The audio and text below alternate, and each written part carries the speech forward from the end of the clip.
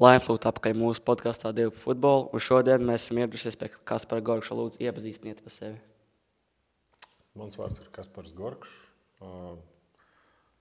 Savas dzīves pirmo posmu tādu es biju aktīvs futbolists. Tagad jau gandrīz 3 gadus strādāju Latvijas darba devēju konfederācijā, pildot ģenerāla direktora pienākumus. Okay, uzsāc jautājumus. Jā, tad, kā jūs vērtētu savu futbolista karjeru? Un vai arī labāk viņu nospēlēt? Es domāju, ka jebkura lieta, ko tu dari, vienalga, vai tas ir futbols vai man pašreizējā karjera, tas būtiskais ir visu laiku censties uzlabot savu sniegumu. Līdz ar to noteikti analizējot savu karjeru, ir daudz foršas atmiņas, ir forši gūt vārdu, foršas uzvaras, panākumi, ir arī, protams, arī rūkts neveiksmes. Bet vienmēr ir tā sajūta, ka kaut kur pieņemot vienu vai otru lēmumu vai varbūt nospēlējot kādam veiksmes faktoram, varēja būt savādāk, varēja būt labāk. Bet par futbolistu karjeru man tagad, skatoties atpakaļ, jāsaka, ka tas viss bija absolūti fantastisks tāds piedzīvojums ar ļoti daudz dažādām interesantām atmiņām, kuras es tagad varu izmantot jau savā pašreizējā nodarbošanās. Jo, lai arī liktos, ka spēlēt futbolu un strādāt birojā, vadot komandu, ir divas pilnīgi atšķirīgas lietas, tad ļoti daudzas lietas, kas ir svarīgas sportā, pēc tam ir arī ļoti noderīgas dzīvē. Okay, un kas ir lielākā mācība, ko tu esi guvis savā karjerā? Lielākā mācība? Nepieņemt pārsteidzīgus lēmumus, analizēt savu sniegumu, vienalga vai sports vai šobrīd.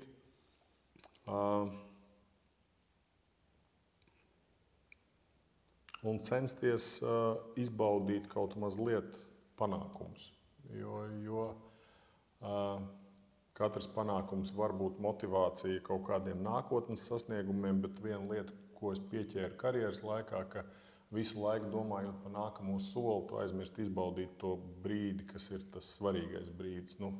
Izcīnot uzvaru un izcīnot ceļazīmi uz Premjerlīgu, tu jau sāc domāt, vai tu nostiprināsies komandā, vai tu spēsi šajā līmenī spēlēt. Tā vietā, lai varbūt apstātos un tomēr novērtētu to, kas tajā brīdī ir. Un es arī atceros tādu vienu momentu no savas karjeras, ka izejot laukumā, kas ir šīs novembra, decembra spēles, kur laiks varbūt nav vairs tik foršs, lai spēlētu futbolu, un tu izej un domā, kad otrdienas vakars, un skaties, ka tikai 21,000 skatītājs un kāda jēga, bet tā vietā, lai izbaudītu. Bet tas brīdis bija tāds, es teiktu, tāds realitātes un apziņas izvērtēšana. Tā ir milzīga privilēģija, ka uz tevīm nākuši ir skatīties tik daudz cilvēku, un tev ir jāizbauda tas brīdis, kurā tu esi, tie panākumi, kas ir. Un tiem panākumiem ir jākalpo kā motivācija virzīt tev tālāk. Okay. Kas ir, jūsuprāt, tādi labākie spēlētāji, pret kuriem esat spēlējis? Uzreiz jāsaka, tas, pret kuru bija vissarežģītāk spēlēt, bija Zlatans Ibrahimovičs. Tas priekš manis bija tāds vislielākais izaicinājums. Kaut gan parasti man nepatika spēlēt pret tādiem maziem ātriem spēlētājiem, jo spēlējot centra aizsarga pozīcijā, tie mazie ātrie kustīgie vienmēr ir tie, kas kaut kur tur skrien, un tu viņus tāpat īsti neredzi. Un tad tev ir jāizdomā, kā varbūt neutralizēt to, piemēram, Theo Volkots, kuram tu apzinies, ja tu mēģināsi ar viņu skrieties pēc bumbas, 10 no 10 reizēm vienīgā man iespēja, ja viņš nokritīs, paslīdēs vai paklups. Bet kopumā tas viss sarežģītākais bija pret Zlatanu Ibrahimoviču, jo tur bija tā, ka viņi faktiski gan gabarītos liels, spēcīgs, fiziski ātrs, tehnisks. Grūti iedomāties kaut kādas vājās puses, un tad tas vieglums, ar kādu viņš var ieslēgties un izslēgties no spēles, un faktiski savu spēles intensitāti palielināt vienā mirklī, tas bija ļoti sarežģīti pret viņu bija spēlēt. Es atceros, ka tu tā kā mēģini viņu pagrūst, mēģini viņu kaut vai fiziski mazliet iespaidot, un tad viņš paskatās tikai tā uz tevi un varētu teikt, pats priekš sevis apved tevi divreiz pēc kārtas, lai tikai pierādītu to, ka viņš ir galsties pārāks. Tā bija tāda man droši vien vislielākā pieredze, bet ir izdevies spēlēt pret daudz labiem spēlētājiem. Protams, izlases sastāvā spēlē pret Spānijas izlasi, kur faktiski 90% laika bumbu pārvaldīšana ir Spānijas izlases pusē ļoti grūti. Ir atrast kādu pretargumentu spēlētājiem, kā Xavi, Iniesta vai Davids Silva. Vienmēr ir ļoti interesanti sacensties ar šiem augstākās klases spēlētājiem. Un atkal tāpat kā jebkurā citā jomā gribās jau sacensties tiem labākajiem. Jā.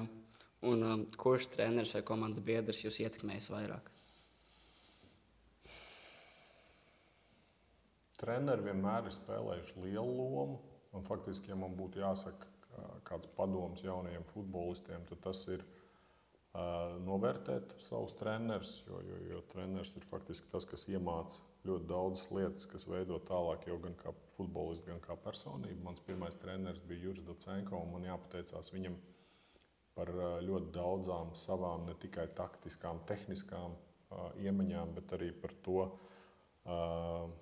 to cilvēcību, ar kādu un pacietību, ar kādu viņš mani pieņēma un trenēja, jo pēc savas būtības es nebiju tas talantīgākais jaunietis, un lielāko daļu laika jaunatnes futbolā vairāk pavadīju uz rezervistu soliņu vai esot viens no tiem spēlētājiem, kas iznāk laukumā uz mājiņu, nevis atslēgas spēlētājiem.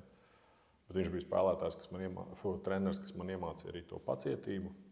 Un faktiski katrā manā karjeras posmā lielu lomu spēlē tieši treneris. Aizbraucot uz Zviedriju, tas bija Jevgeņijs Kuznecovs, kurš arī ļoti daudz tādus praktiskus padomus, kādā veidā iedzīvoties vidē, kas tev ir sveši, bez draugiem, bez vecākiem, bez varbūt kaut kāda tāda tuvinieku atbalsta, pie kā pierada Latvijā. Tālāk atgriežoties Latvijā bija Romāns Grigarčuks, kad brīdī, kad gribas jau beigt karjeru un pamest futbolu, tev ir treneris, kurš ar savu atdevi un ar savu entuziasmu tevi atkal atgriež futbolā. Es droši vien, ka varētu par katru no saviem karjeras treneriem pateikt kaut ko viņš manī ir atstājis un kādā veidā tas man ir palīdzējis karjerā sasniegt to, ko beigās izdevās. Okay. Ja, kuri ir jūsu top 3 mīļākie ārzemju futbolisti un arī agrāk un arī mūsdienās? Drošības pēc, ja es nezinātu. Jā, mūsdienās.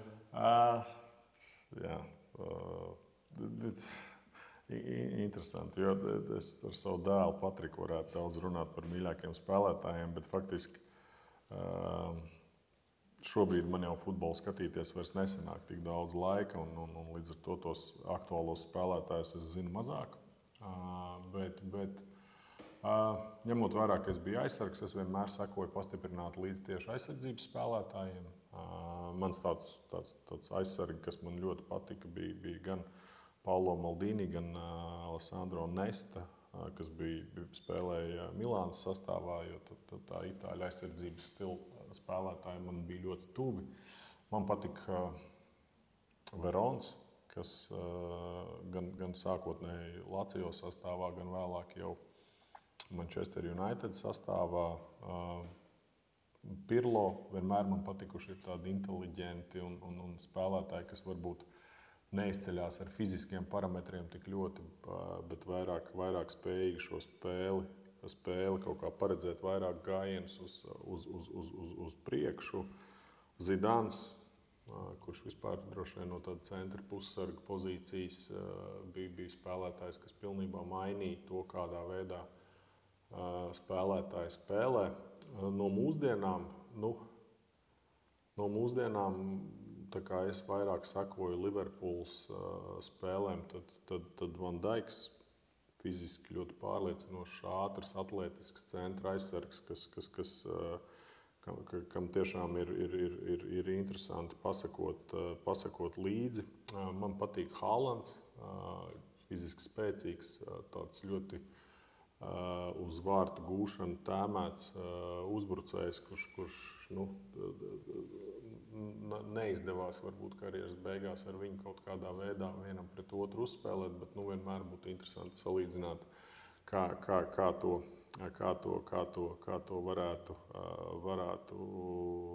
realizēt. Ja man trešais no mūsdienām jānosauc,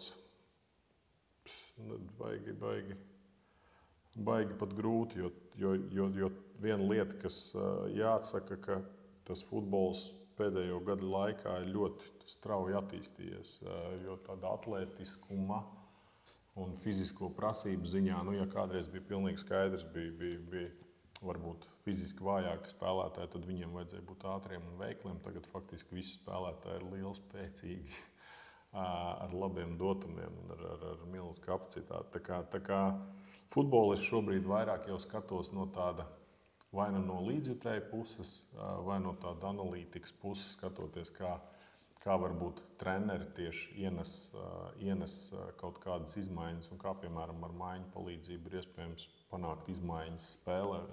Tā kā no tādas praktiskās puses es vairāk uz tādu analītisko pusi šobrīd. Jā. Tad kuriem ārzemju klubiem vairāk sako un arī skaties spēles? Liverpool ir tā komanda, kurai es pastiprināti sekoju, atklāti sāku sekot dēļ Jurgena Kloppa, tīri kā dēļ treneru personības, jo bija ļoti interesanti, kā viņš veidoja to spēles zīmējumu un tiešām kā viņš izmainīja to kultūru kā tādu. Pašam arī ir izdevies uzspēlēt Anfieldā, un tur teikt, ka tā noteikti ir viena no tādām foršākajām atmosfērām, kurā jebkad karjeras laikā ir izdevies uzspēlēt. Papildus sekoju vienmēr saviem bijušajiem klubiem, gan Queen's Park Rangers, gan Redingai, gan arī Blackpoolai. Vienmēr tas kaut kā automātiski tomēr gribās paskatīties, kā tos bijušās komandas ir spēlējušas. Bet kopumā jau no manas atbildes var noprast, ka vairāk sekoju līdz tieši Anglijas Premjerlīgai un zemākajām līgām. Pārējiem čempionātiem varbūt tā stipri mazāk. Okay. Un, ja tev būtu tāda iespēja, ko tu pateiktu sev 18 gados? Jā, ļoti filozofisks jautājums. Tu zini, es laikam neko baigi jaunu sev nepateiktu. Es laikam esmu bijis privileģēts tajā, ka man vienmēr ir bijuši blakus cilvēki, vienalga vai vecāki, vai kāds draugs, kas man ir palīdzējuši ar padomu. Jo mans tētis bija tas, kas teica tajā brīdī, ka es domāju, vai braukt spēlēt uz Zviedriju, vai nebraukt, vai varbūt mācīties, strādāt un paskatīties, kas sanāks. Viņš bija tas, kas teica, labāk aizbrauc padomu, pamēģina, un tad, ja nesanāks, tad brauks atpakaļ. Tad, ja sanāks, tad ļoti labi. Mana mamma vienmēr bija tā, kas teica, ka ir vienalga, cik labi iet, ir jāturpina mācības un jādomā, kas varbūt būtu tas rezerves variants. Un, manuprāt, tas būtu padoms, ko es absolūti katram jaunietim teikšu, ka šobrīd mūsdienu sportā tikpat liela loma, kā ir fiziskajiem dotumiem, ir intelektam, un cik labus, ātrus, pārdomātus lēmumus var pieņemt, un tas attiecās gan dzīvē, gan uz laukumu. Okay. Tev vēl kādi jautājumi? Nē, man okay, tad man būs vēl daži. Kā tu raksturo futbolu starp Angliju un Latviju? Es domāju, ne tikai Anglija, Latvija. Anglijā futbols vispār ir pavisam citā līmenī, nekā tas ir jebkur, kur es esmu bijis.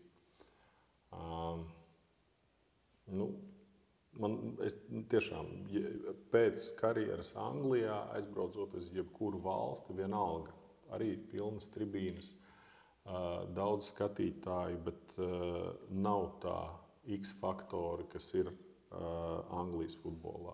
Anglijas futbolā gan no līdzjutēju viedokļa, gan no tāda organizatoriskā jautājuma viedokļa, gan no tā, ka visiem ir viedoklis par futbolu. Tā tāda, varētu teikt, tas brīdis, kad sestdienā ir spēle, vienalga, kurā divīzijā, tu saproti, ka sestdienā faktiski Anglijā nekā cita kā bez futbola nav. Un man liekas, tā atmosfēra, ka visi dzīvo tādā kaut kādā futbola burbulī, vienalga, vai tu fano pa Līga 3 komandu vai pa Premjerlīgas komandu, viss, ko tu dzirdi apkārt, ir tāds excitements par vienu vai otru spēli. Un es kaut ko tādu neesmu nekur sajūtis. Vienalga, vai tā ir Spānija, vai tā ir Francija, vai tā ir Itālija, vienalga kāds no lieliem čempionātiem. Tur ir citas lietas, kas ir arī foršas, bet tas Anglijas, tas veids, kā viņi spējuši ir to futbolu iepludināt katrā dzīves sadaļā, ir fenomenāls. Tā ir noteikti grūti salīdzināma lieta ar jebkādu citu valstu un līdz ar to arī ar Latviju. Okay, un kas ir viens spilgtākais moments, ko tu atceries no Latvijas izlases tieši? Spēle pret Dāniju izbraukumā.